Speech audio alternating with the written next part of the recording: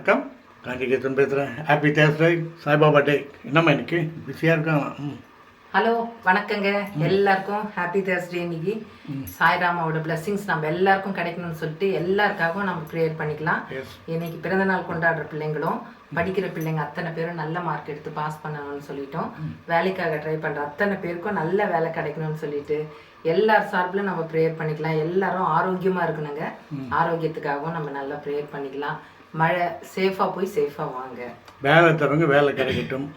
ஆமாம், பிறந்தநாள் வாழ்த்துக்கள் அது சொல்லணும் போல. அப்புறம் இன்னைக்கு மரம் தரவங்களும் நல்லபடியாக அமையட்டும். ஓகேவா? ஆமாம், சரிம்மா. என்ன இன்னைக்கு வந்து எங்கள் வீட்டில் எண்ணெய் கத்திரிக்காய் காரக்குழம்பு வச்சுட்டு. எண்ணெய் கத்திரிக்காய்மா? எண்ணெய் கத்திரிக்காய். சரி, இங்கே பாருங்க, நல்லா இருக்கு. ஸ்ட்ரெயிட்டாக காட்டுங்க. எண்ணெய் கத்திரிக்காய் காரக்குழம்பு வச்சுட்டு அதில் வந்து வாழைக்காய் 2 இருந்ததுங்க. ஒன்றே இருந்ததுன்னா ரவுண்டாக போட்டுருக்கலாம். 2 இருந்ததுனால பொடி மாஸ் பண்ணியாச்சுங்க. அதில் வந்து தேங்காய் பூ போட்டு பண்ணியிருக்கோம். காஞ்ச மிளகாய் வந்து கிள்ளி போட்டு பண்ணுங்க.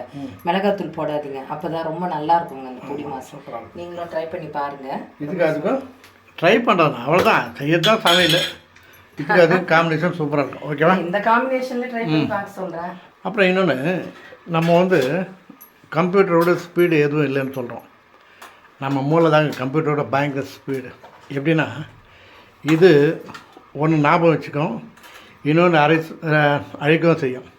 அதாவது இன்றைக்கி மார்னிங் என்ன டிஃபன், நேற்று என்ன டிஃபன்னா கொஞ்சம் ஞாபகம் வச்சுக்கும். இதே நீங்கள் போன 12ஆம் தேதி 10ஆம் தேதி என்ன டிஃபன் சாப்பிட்டோன்னா தெரியாது, அது தேவையில்லை, டிலீட் பண்ணிடும். கம்ப்யூட்டரோட நம்மளுக்கு ஸ்ட்ராங்கு, நல்லா ஸ்பீடாக போகும்.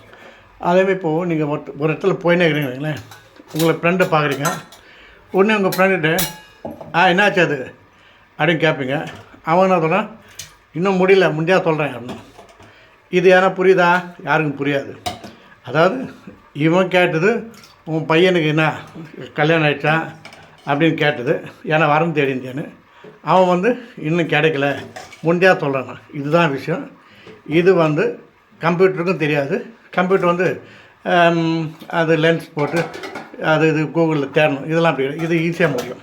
அதே மாதிரி இன்னொன்று வந்து, நம்ம பிரெயின் வந்து எப்போவுமே ஒன்று ஸ்டோர் பண்ணிச்சுன்னா அது எடுக்காது. காரணம், இப்போ நம்ம வெளியே போயிட்டு வரோம், நம்ம வீடு இங்கே தான், இவங்ககிட்ட பேசுகிறோம், இவங்க தான் அப்படின்னு சிலராக ஞாபகம் பண்ணி நம்மளுக்கு சொல்லணும்.